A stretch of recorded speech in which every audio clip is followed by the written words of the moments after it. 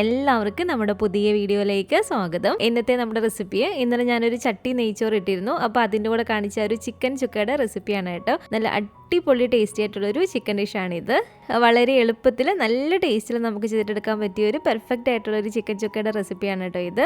നമുക്കിത് ചോറിൻ്റെ കൂടെ നെയ്ച്ചോറും അപ്പം ഇടിയപ്പം പൊറോട്ട എല്ലാത്തിൻ്റെ കൂടെ അടിപൊളി ടേസ്റ്റാണ് കഴിക്കാനായിട്ടും. അപ്പോൾ നമുക്കിത് എങ്ങനെയാണ് തയ്യാറാക്കുന്നതെന്ന് ഒന്ന് കണ്ടു നോക്കാം. ഈ ഒരു വീഡിയോ കണ്ടുകൊണ്ടിരിക്കുന്ന സമയത്ത് നിങ്ങൾക്ക് ഇഷ്ടപ്പെടുവാണെങ്കിൽ മറക്കാതെ തന്നെ ഒരു ലൈക്ക് ബട്ടണും കൂടെ ഒന്ന് ക്ലിക്ക് ചെയ്യണേ. അപ്പോൾ ഈ ഒരു ചിക്കൻ ചുക്ക ഉണ്ടാക്കാൻ വേണ്ടിയിട്ട് ഞാനിപ്പോൾ ഇതിലേക്ക് 1 കിലോ ചിക്കനാണ് കേട്ടോ എടുത്തിരിക്കുന്നത്. നല്ല പോലെ തന്നെ ക്ലീൻ ചെയ്ത് കഴുകേണ്ട വെള്ളമൊക്കെ തുറന്നിരിക്കുകയാണ്. ഇനി ഇതുപോലൊരു പാത്രത്തിലേക്ക് നമുക്ക് ഒരു 1/2 ടീസ്പൂൺ അളവിൽ ഗരം മസാല ഇട്ട് കൊടുക്കാം. അതുപോലെ തന്നെ ഒരു 1/4 ടീസ്പൂൺ അളവിൽ മഞ്ഞൾപ്പൊടിയും 2 ടീസ്പൂൺ അളവിൽ തൈരും കൂടെ ചേർത്ത് കൊടുക്കുകയാണ്. 1 ടീസ്പൂൺ അളവിൽ നാരങ്ങാ നീരും കൂടെ നമുക്കിതിലേക്ക് ഒഴിച്ചു കൊടുക്കാം. ആവശ്യത്തിനുള്ള ഉപ്പും കൂടി ഇട്ട് കൊടുത്തിട്ട് നല്ല പോലെ തന്നെ ഇതൊന്ന് മിക്സ് ചെയ്ത് കൊടുക്കുക. നല്ല പോലെ തന്നെ ഒന്ന് മിക്സ് ചെയ്തതിന് ശേഷം നമ്മൾ ഈ ഒരു ചിക്കൻ എല്ലാം കൂടി ഇതിലേക്ക് ഇട്ട് കൊടുത്തിട്ട് നന്നായിട്ടൊന്ന് മിക്സ് ചെയ്ത് കൊടുക്കുക കേട്ടോ. ആ ഒരു മസാല ഒരു ചിക്കൻ എല്ലാത്തിലും ആകുന്ന രീതിയിൽ നന്നായിട്ട് തന്നെ നമ്മൾ ഇതുപോലെ മിക്സ് ചെയ്ത് കൊടുക്കുക. ഇതുപോലെ നന്നായിട്ട് നമ്മളൊന്ന് മിക്സ് ചെയ്തതിന് ശേഷം ഈ ഒരു മൂടി വെച്ച് അടച്ചു കൊടുത്തിട്ട് നമുക്കൊരു 1/2 മണിക്കൂർ നേരത്തേക്ക് ഇതൊന്ന് റെസ്റ്റ് ചെയ്യാൻ വേണ്ടിയിട്ട് വെക്കാം. ചിക്കൻ ചുക്ക ആയതുകൊണ്ട് തന്നെ സവാള നമ്മളിതിലേക്ക് കുറച്ച് ഏറെ തന്നെ ഉപയോഗിക്കുന്നുണ്ട്. 1 കിലോ ചിക്കന് നമ്മളൊരു മീഡിയം വലിപ്പമുള്ള ഒരു 5 സവാളയാണ് കേട്ടോ ഇതുപോലെ കനം കുറഞ്ഞ് നീളത്തിലൊന്ന് അരിഞ്ഞിട്ടെടുത്തിരിക്കുന്നത്. നമ്മൾ അരിഞ്ഞെടുത്ത് വെച്ചിരിക്കുന്ന ഈ ഒരു സവാളയെല്ലാം തന്നെ നമുക്കൊന്ന് ഫ്രൈ ചെയ്തിട്ടെടുക്കേണ്ടതാണ്. അപ്പോൾ ഈ ഒരു ചട്ടിയിലേക്ക് ഞാൻ കുറച്ച് വെളിച്ചെണ്ണ ഒഴിച്ചു കൊടുക്കുകയാണ്. വെളിച്ചെണ്ണയിൽ ചെയ്യുമ്പോഴാണ് കേട്ടോ കുറച്ചും കൂടി നല്ലൊരു ടേസ്റ്റ് ഉള്ളത്. എണ്ണ ഇതുപോലെ ചൂടായിട്ട് വരുമ്പോഴത്തേക്ക് നമുക്ക് സവാള ഇതിലേക്ക് ഇട്ട് കൊടുത്തിട്ട് നല്ല പോലെ തന്നെ നമ്മൾ ബിരിയാണിക്കൊക്കെ ഫ്രൈ ചെയ്തിട്ടെടുക്കുന്ന പോലെ തന്നെ ഒന്ന് ഫ്രൈ ചെയ്തിട്ടെടുക്കാം. ഇത് കുറച്ച് ഏറെ തന്നെ സവാള ഉണ്ടല്ലോ, അപ്പോൾ ഞാനൊരു 3-4 തവണയായിട്ട് ഇട്ട് കൊടുത്തിട്ടാണ് കേട്ടോ ഈ ഒരു സവാള മുഴുവനായിട്ടൊന്ന് ഫ്രൈ ചെയ്തിട്ടെടുക്കുന്നത്. അപ്പോൾ സവാള ഇതുപോലെ നന്നായിട്ട് ഇളക്കി കൊടുത്തിട്ട് ഈ ഒരു പരിവായിട്ട് വരുമ്പോഴത്തേക്ക് നമുക്ക് എണ്ണയ്ക്കകത്ത് നിങ്ങൾക്ക് കോരി മാറ്റിയേക്കാം. ഇതുപോലെ തന്നെ ബാക്കിയുള്ള മുഴുവൻ സവാളയൊന്ന് ഫ്രൈ ചെയ്തിട്ടെടുക്കുക. ഇതിപ്പോൾ കണ്ടില്ല, ഒരു സവാള എല്ലാം തന്നെ ഞാൻ ഫ്രൈ ചെയ്ത് ഇവിടെ എടുത്തിട്ടുണ്ട്.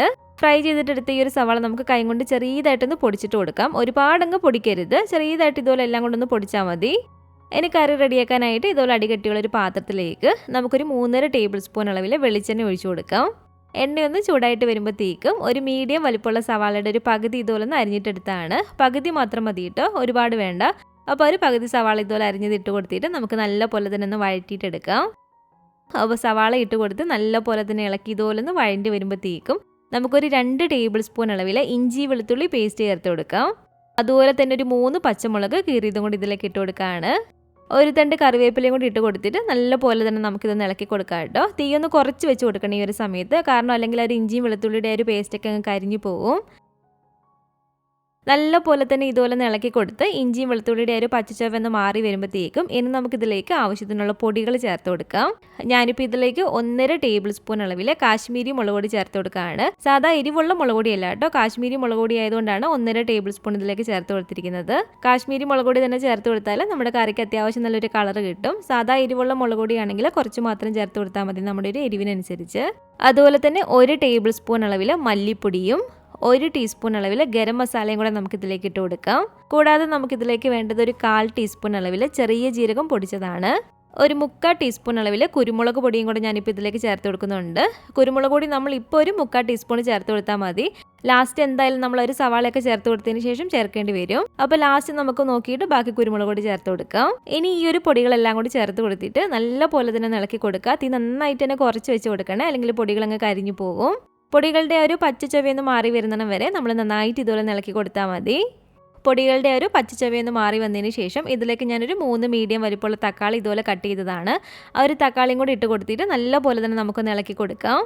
അപ്പോൾ ഇനി ഇതിലേക്ക് നമുക്ക് ആവശ്യത്തിനുള്ള ഒരു ഉപ്പും കൂടി ചേർത്ത് കൊടുത്തിട്ട് നല്ല പോലെ തന്നെ ഇളക്കിയിട്ടെടുക്കാം. തക്കാളി നമ്മൾ ഇതുപോലെ ചേർത്ത് കൊടുത്തിട്ട് 1 മിനിറ്റോളം നല്ല പോലെ തന്നെ ഇതുപോലെ ഇളക്കി കൊടുക്കുക. അതിനുശേഷം നമ്മൾ തീ നല്ല പോലെ തന്നെ കുറച്ച് വെച്ച് കൊടുത്തതിന് ശേഷം ഇതുപോലെ ഒരു മൂടി വെച്ചൊന്ന് അടച്ചു വെച്ച് കൊടുക്കുക. എന്നിട്ട് ഒരു 5 മിനിറ്റോളം നമ്മൾ അടച്ചു വെച്ച് വേവിച്ചാൽ തക്കാളി നല്ല പോലെ തന്നെ ഒരു ആവിയിൽ ഇരുന്നിട്ടങ്ങ് വെന്ത് വന്നോളും.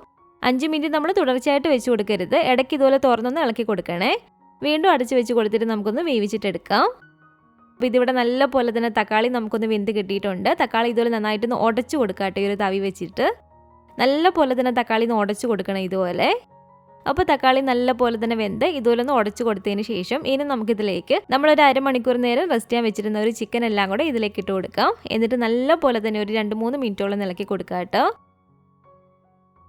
ചിക്കനും ചേർത്ത് ഹൈ ഫ്ലെയിമിൽ വെച്ച് കൊടുത്തിട്ട് തന്നെ ഒരു 2-3 മിനിറ്റ് നമ്മൾ നല്ലപോലെ തന്നെ ഇളക്കി കൊടുക്കുക. അതിനുശേഷം വീണ്ടും മീഡിയം ഫ്ലെയിമിലേക്ക് ആക്കിയിട്ട് ഇതിലേക്ക് നമുക്കൊരു 1/2 കപ്പ് അളവിൽ വെള്ളം ചേർത്ത് കൊടുക്കാം. 1/2 കപ്പ് വെള്ളം മാത്രം മതി കേട്ടോ. ഒരുപാട് വെള്ളം നമ്മൾ ഒഴിച്ചു കൊടുക്കരുത്. കാരണം നമ്മൾ ചിക്കൻ ഇത് അടച്ചു വെച്ച് വേവിക്കുമ്പോഴത്തേക്കും ചിക്കനിൽ നിന്നും കുറേ ഏറെ തന്നെ വെള്ളം ഇറങ്ങും. അപ്പോൾ 1/2 കപ്പ് വെള്ളം മാത്രം ഇതുപോലെ ഒഴിച്ചു കൊടുത്തിട്ട് നല്ലപോലെ തന്നെ ഇളക്കിയിട്ട് എടുക്കുക. ഈ ഒരു സമയത്തൊക്കെ നമ്മൾ തീയെ മീഡിയം ഫ്ലെയിമിലാണ് കേട്ടോ വെച്ച് കൊടുക്കേണ്ടത്. വെള്ളം കൂടി ചേർത്ത് നല്ലപോലെ തന്നെ ഇളക്കി ഇനി ഈ ഒരു മൂടി വെച്ച് നമുക്കൊന്ന് അടച്ചു വെച്ച് കൊടുക്കാം. ഈ ഒരു സമയത്ത് നമ്മൾ തീ നല്ലപോലെ തന്നെ കുറച്ച് വെച്ച് കൊടുക്കുക. ലോ ഫ്ലെയിമിൽ ഇട്ട് കൊടുത്തതിന് ശേഷം നമ്മളൊരു 20 മിനിറ്റോളം കുക്ക് ചെയ്തിട്ട് എടുത്താൽ മതി. അപ്പോൾ ആ ഒരു സമയം കൊണ്ട് നമുക്ക് ചിക്കൻ നല്ലപോലെ തന്നെ വെന്ത് കിട്ടും. 20 മിനിറ്റ് നമ്മൾ തുടർച്ചയായിട്ട് വെച്ച് കൊടുക്കരുത്. ഇടയ്ക്ക് തുറന്ന് നല്ലപോലെ തന്നെ ഇളക്കി കൊടുക്കണം. ഇതുപോലെ വീണ്ടും അടച്ച് വെച്ച് കൊടുത്തിട്ട് നമുക്ക് ചിക്കൻ നന്നായിട്ട് ഒന്ന് വേവിച്ചിട്ടെടുക്കാം. അപ്പോൾ ഒരു കറക്റ്റ് ഒരു 20 മിനിറ്റ് ഒക്കെ ആയപ്പോഴത്തേക്ക് എനിക്കിവിടെ ചിക്കൻ നല്ലപോലെ തന്നെ വെന്ത് കിട്ടിയിട്ടുണ്ട് കേട്ടോ. ഇതിപ്പോൾ കുറച്ച് ഏറെ തന്നെ ഒരു ചാറോട് കൂടിയിട്ടുണ്ട്. ആ ഒരു ചാറ് കുറച്ചൊന്ന് വലിയുന്ന വരെ നമുക്ക് നല്ലപോലെ തന്നെ വീണ്ടും ഒന്ന് ഇളക്കി കൊടുക്കാം. അപ്പോൾ ഇനി ഇതിലേക്ക് നമുക്ക് ആവശ്യത്തിനുള്ള ഒരു ഉപ്പും കൂടി ചേർത്ത് കൊടുത്തിട്ട് നല്ലപോലെ തന്നെ ഇളക്കിയിട്ടെടുക്കാം. അപ്പോൾ നല്ലപോലെ തന്നെ ഇളക്കി ചിക്കൻ്റെ ഒരു ചാറ് ഇതുപോലെ ഒന്ന് കുറുകി വരുമ്പോഴത്തേക്കുമാണ് നമ്മൾ ആദ്യമേ ഫ്രൈ ചെയ്ത് വെച്ചിരിക്കുന്ന ഈ ഒരു സവാള എല്ലാം കൂടി ഇതിലേക്ക് ചേർത്ത് കൊടുക്കേണ്ടത്. സവാള നമ്മൾ ഇതുപോലെ ചേർത്ത് കൊടുക്കുമ്പോഴത്തേക്കും ആ ഒരു ചാറ് നല്ലപോലെ വലിഞ്ഞ് ഇതുപോലെ ഡ്രൈ ആകും പെട്ടെന്ന് തന്നെ. ഇതിപ്പോൾ കണ്ട് നന്നായിട്ടൊന്ന് ഡ്രൈ ആയി വന്നിട്ടുണ്ട്. സവാളയും കൂടി ചേർത്ത് നമ്മൾ 2-3 മിനിറ്റോളം നല്ലപോലെ തന്നെ ഇളക്കി കൊടുക്കുക കേട്ടോ. തീയെ കുറച്ച് വെച്ച് കൊടുത്തിട്ട് തന്നെ നമ്മൾ ഇളക്കി കൊടുത്താൽ മതി. അതുപോലെ തന്നെ ഒരു 1/2 ടീസ്പൂൺ അളവിൽ പെരിഞ്ജീരകത്തിൻ്റെ പൊടിയും കൂടെ നമുക്ക് ഇതിലേക്ക് ഇട്ട് കൊടുക്കാം. കുറച്ച് കറിവേപ്പിലയും കൂടി ഇട്ട് കൊടുത്തിട്ട് വീണ്ടും നല്ലപോലെ തന്നെ ഇളക്കി കൊടുക്കുക. ഇനി ഇതിൻ്റെ ഒരു എരിവ് നോക്കിയതിന് ശേഷം വേണമെങ്കിൽ മാത്രം ഒരു 1/2 ടീസ്പൂൺ അളവിൽ കുരുമുളക് പൊടിയും കൂടി ചേർത്ത് കൊടുക്കാവുന്നതാണ്. ഇനി ഇതിൻ്റെ ഒരു ടേസ്റ്റ് നോക്കിയതിന് ശേഷം ഇതിൽ ചെറിയൊരു പുളിയുടെ ഒരു കുറവുണ്ടാവും. അപ്പോൾ നമ്മളിതിലേക്ക് കുറച്ച് നാരങ്ങാനീര് ഇതുപോലെ ഒഴിച്ചു കൊടുക്കുക. ഒരു 1.5 ടീസ്പൂണൊക്കെ നാരങ്ങാനീര് മതി.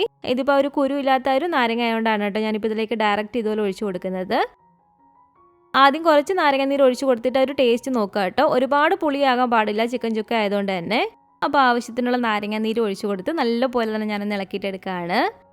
ലാസ്റ്റ് നമ്മളൊരു സവാള ചേർത്ത് കൊടുത്തതിന് ശേഷം ഏകദേശം ഒരു 7-8 മിനിറ്റോളം തന്നെ നമ്മൾ നന്നായിട്ട് ഇളക്കി കൊടുക്കണം ഇതുപോലെ.